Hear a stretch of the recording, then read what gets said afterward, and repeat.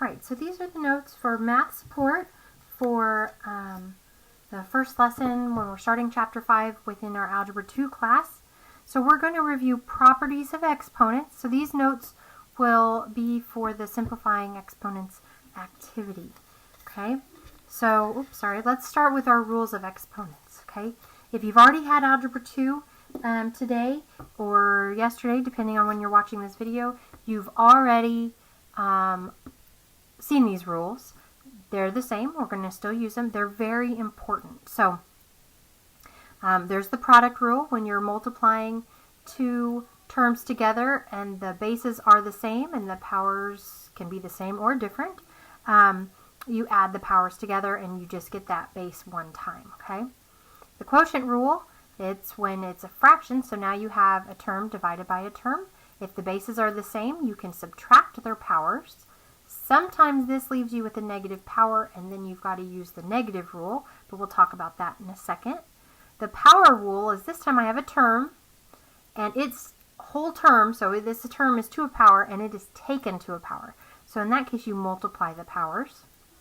That negative rule just says, okay, if you have a term and it's to a negative power, then you need to change it to a fraction. So that negative just moves it from the top to the bottom.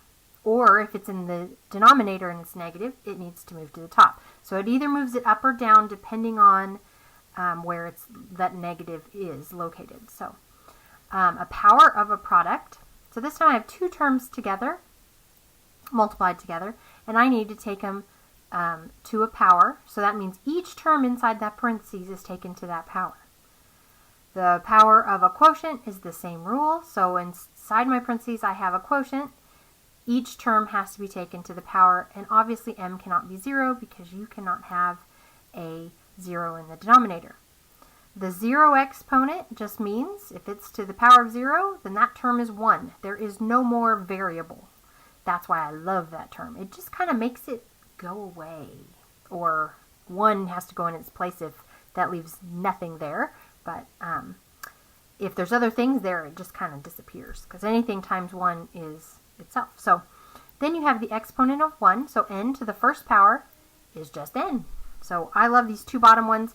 They're the first two I look for, so I can just get rid of those. You won't see this 1 power very often. It'll just be written as n, but just in case, those are the shortcuts. So I'm going to leave these rules up here. And what we are going to now do is simplify expressions, okay? So we're going to start with number 1. All right, so it says we have 6x cubed times 2x to the 5th. So I have a couple of things here. I actually have 4 terms being multiplied together. I have a 6 times an x cubed times a 2 times an x to the 5th. So I'm going to take these numbers and I'm just going to multiply them together. So I get 12. Okay?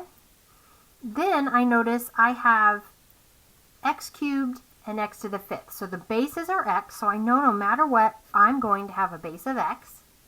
But my powers are 3 and 5. So because this is multiplying, we're going to use the product rule. So I am going to add the powers. So that would be a 3 plus 5. So to simplify this, we don't leave that in our final answer. We still have the 12. We still have the base of x. And 3 plus 5 is 8. So I am finished when I have no variable listed more than once. In this case, our variable is x, and it is only once. I have no negative power. And in this case, I don't. Or 0 power, I should say. You have only a positive power. All right. So let's try number 2. This time, we have a quotient, because it's dividing, so we're going to use the quotient rule on this one. Okay. If you had different terms on the top, or x multiple times on the top, we would want to go ahead and simplify the numerator and then simplify the denominator. But in this case, I only have x once on the top and y once, and on the bottom I only have x and y. So we're going to just go ahead and use the quotient rule. And the quotient rule says if I have when the bases are the same, and one's in the numerator, one's in the denominator, I subtract. So I take the numerator's power minus the denominator's power. So that's going to leave me with x. This is my base, because these two over here have a base of x. Now, if this doesn't list a power, that's this exponent of 1 rule. It doesn't list a power, that means its power is 1. So I have x to the first power is in the numerator, and x cubed is in the denominator, so I'm going to subtract 3.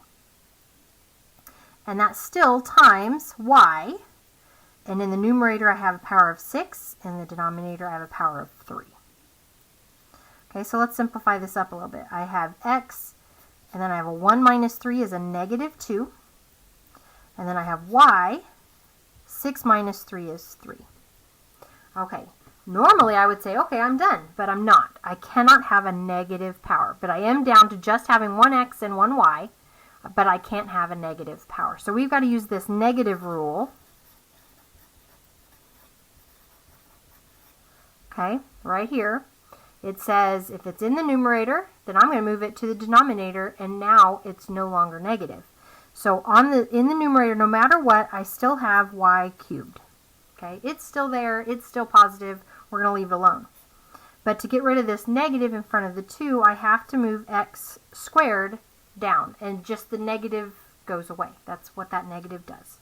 So now I have all positive exponents, and I only have my variables written once. All right, let's try number 3. Oops, helps if I put it right direction here. Actually, I'm going to get rid of this so I can move this up a little bit. All right, so number 3. Now I have a power rule, or product of a power, okay? So we're going to do product of a power.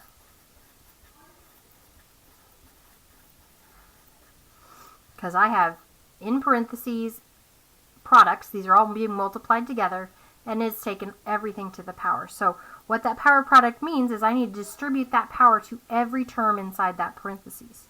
So I'm going to end up with 2 squared x to the 4th. Now this has to use also the power rule. Now that x to the 4th is being squared. So this also has to use that power rule. Okay, so x to the 4th, and that power rule says we multiply the power, so that's going to be times 2, because that's the power outside.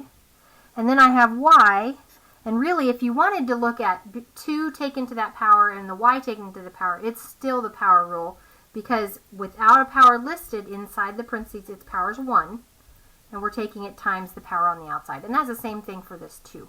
I just simplified it and just wrote it as 2 because 1 times anything is that number. So we'll simplify this a little bit.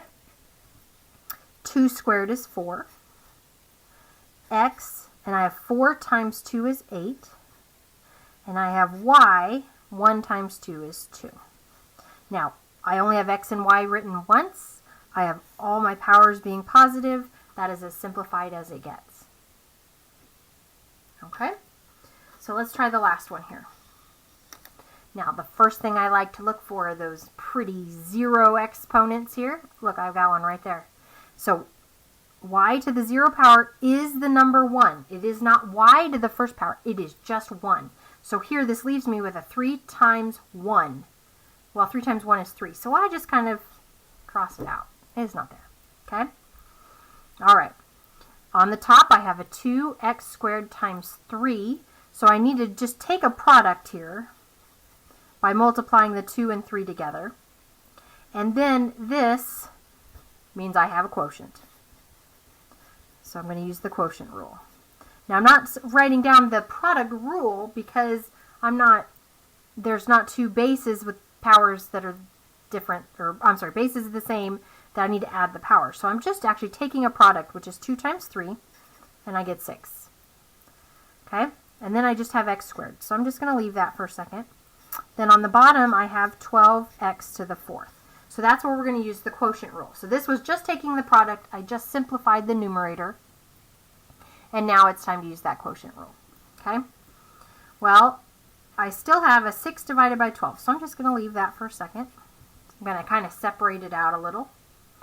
And I have the quotient, and the quotient rule says you take the power of the numerator and you subtract the power of the denominator. So I have x, and I'll have a 2 minus 4.